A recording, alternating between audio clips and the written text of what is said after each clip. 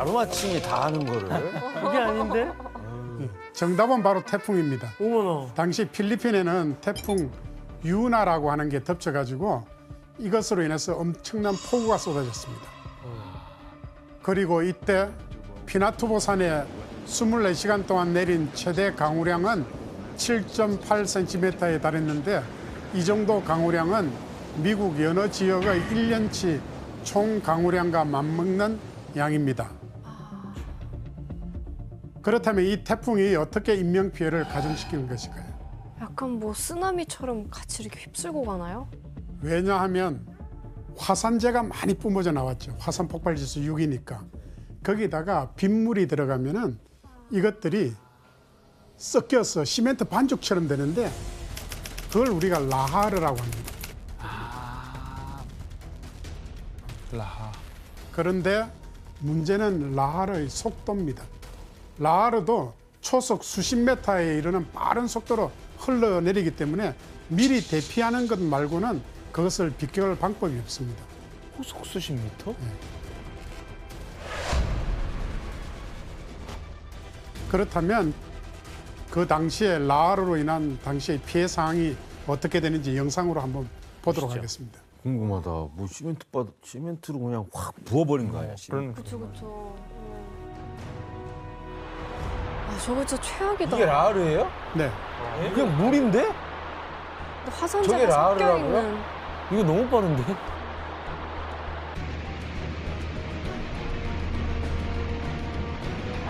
와.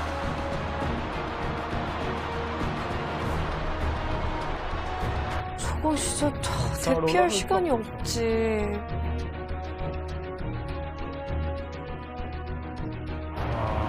그냥 사람들이 떠내려가겠는데요? 저게 그냥 물이 아니라 화산재랑 섞여 있으니까 얼마나 안 좋겠어요.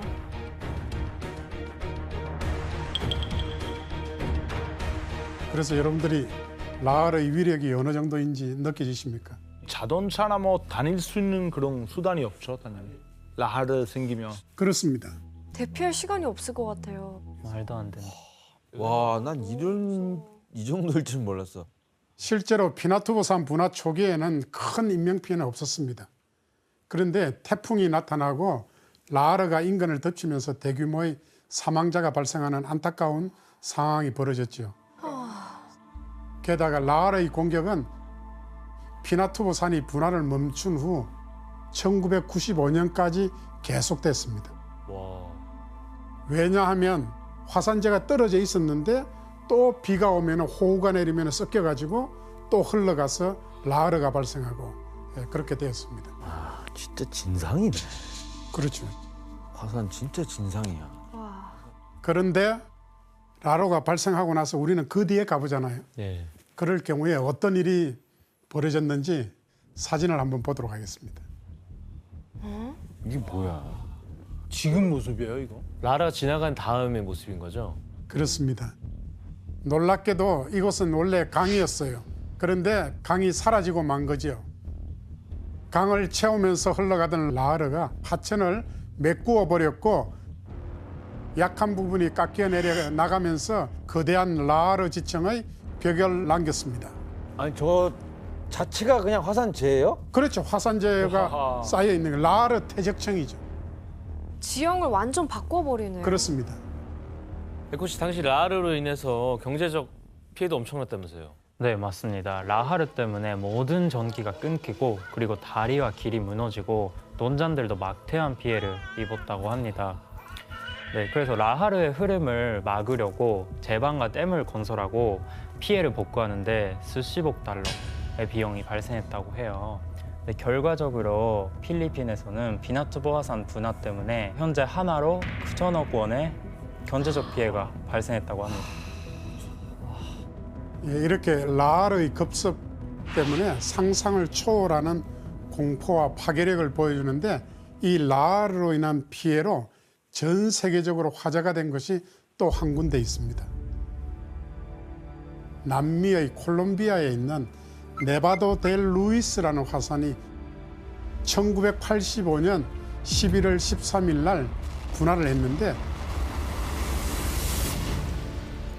라하르가 일으킨 가장 치명적인 재난 중의 하나가 되겠습니다. 화산 분화와 함께 화산재와 만년설이 녹은 물이 뒤섞여서 생성된 게 시속 60km로 경사면을 통해서 쏟아져 내렸습니다.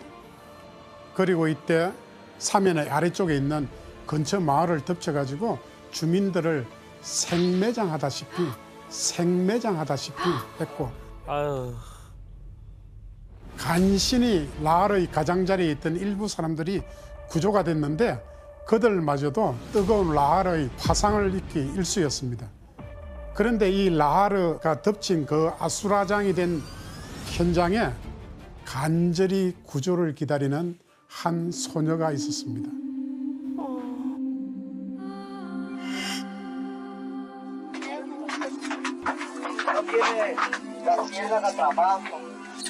No, yo no tengo trabajo. Yo vivo porque tengo que 저게 진짜 vivir. 아빠 소리구나. Mami, te quiere mucho. Mi papi, mi hermano. Y yo. Adiós, madre. 어떡해.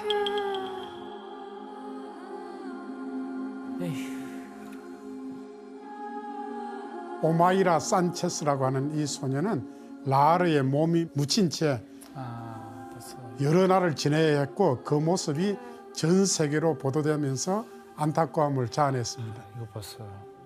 교수님, 저 소녀는 어떻게 구출이 됐나요? 안타깝게도 라하르에 빠졌을 당시에 라하르가 시멘트처럼 굳어버렸어. 묻어버렸죠. 그 산체스의 상태는 세상에 알려졌을 때 이미 손을 쓸 수 없던 그런 상황. 결국 라하르에 묻힌 채 오마이라 산체스는 저체온증으로 숨지고 말았습니다.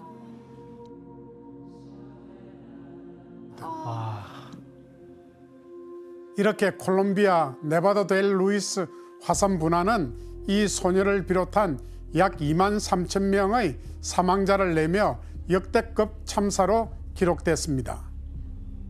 이렇게 라하르는 대규모의 피해를 양산하는 최악의 화산 분화 시나리오를 만듭니다. 이러한 피나투보산 분화는 20세기 마지막 화산 대분화로 기록되어 있는데 이 피나투보산 분화보다 훨씬 더 큰 규모로 전 지구에 혹독한 시련을 가져다 준 역사적 화산 분화가 있었습니다. 화산 폭발 지수 7을 기록한 지난 2000년 이래 가장 강력한 화산 분화이자 전 지구를 뒤집어 놓은 초대형 화산 분화 탐보라 화산 분화입니다. 탐보라 화산은 인도네시아에 위치한 활라산입니다. 탐보라 산의 첫 분화는 1815년 4월 5일 저녁에 일어났는데 약 2시간 동안 지속됐습니다. 이때 폭발음이 얼마나 컸던지 인근 군사기지에서 대포 소리로 착각할 정도로, 그래서 경계 태세를 돌입할 정도가 되었다고 합니다. 전쟁 난 줄 알았겠네요. 그렇습니다. 얼마나 곱게. 그 위에 5일 후인 1815년 4월 10일에 본격적인 분화가 시작됐는데 이때 찢어지는 벨름과 같은 소리가 산 꼭대기에서 나왔고 불기둥 3개가 터져 나왔습니다. 난리 났네.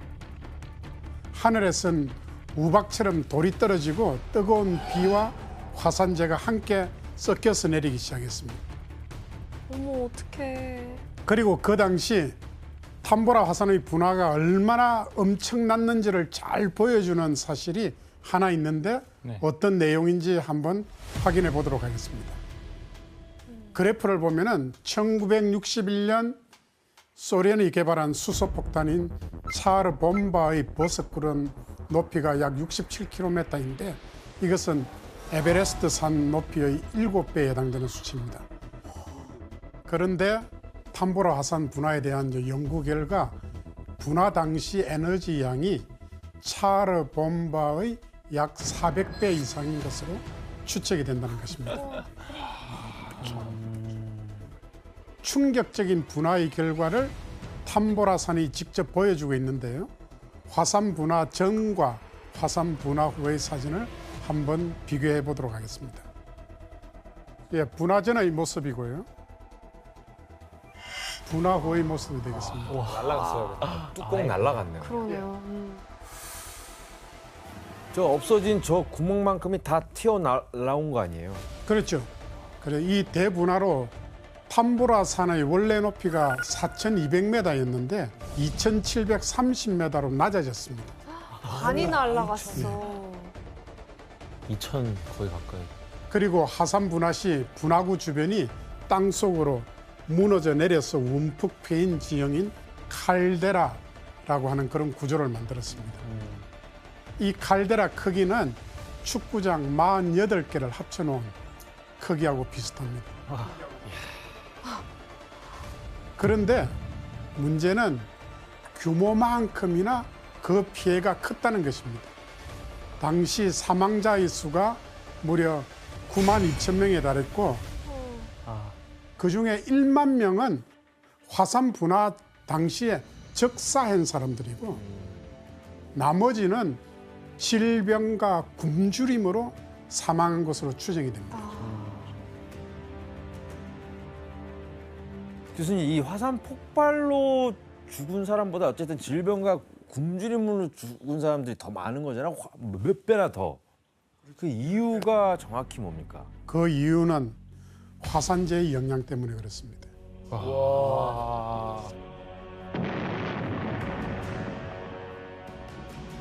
분화할 당시에 인근에 있는 동인도 회사 선원들이 탐보라 지역의 상황을 기록으로 남겨둔 게 있습니다.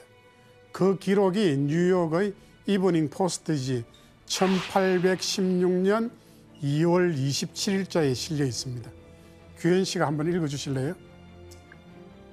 나라의 표면이 약 3cm 두께의 화산재로 뒤덮여 있는 것을 발견했다. 땅에서 자라던 벼 작물과 어린 식물이 완전히 화산재 속에 묻혀 있었다. 12일부터 15일까지는 잿더미로 인해 대기가 매우 두껍고 사방이 어두웠으며 태양빛이 거의 들어오지 않았으며 내내 바람이 전혀 불어오지 않았다. 당시의 피해 사항이 어느 정도인지 느껴지십니까? 나라 전체가 화산재가 3cm 정도 덮었기 때문에 농작물이 다 죽은 거죠. 농작물이 죽고 나니까 먹을 게 없죠. 그래서 이로 인한 굶주림과 질병으로 이렇게 많은 사람이 목숨을 잃을 수밖에 없었던 겁니다. 진짜 피해가 되게 시기가 길었겠네요. 그러면 먹을 것도 없어지고. 후폭풍이 컸을 것 같아요. 그렇습니다. 그런데 이 같은 피해는 탐보라 화산의 분화가 가져온 후폭풍의 시작에 불과했습니다.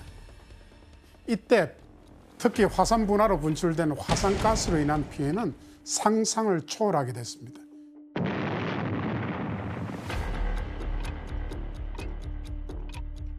먼저 기체 상태의 화산가스는 이산화탄소, 이산화황, 황화수소와 같은 기체와 함께 방출될 수가 있는데 그 농도에 따라서 치명적인 피해를 입히게 됩니다.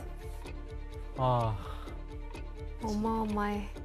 그리고 이때 1815년 4월 달에 탐보라산이 분화할 당시에 가장 큰 피해를 입힌 화산가스는 이산화황 SO2였습니다. 이산화황은 자극적인 냄새가 나는 독성이 강한 기체인데 주로 산성비와 대기오염을 유발합니다. 탐보라산이 분화했을 때 분출된 화산재와 이산화황의 규모는 무려 150억 톤에 달했습니다. 감히. 문제는 이 엄청난 양이 인도네시아를 넘어 유럽 전역으로 퍼졌다는 겁니다. 게다가 이때 이산화황이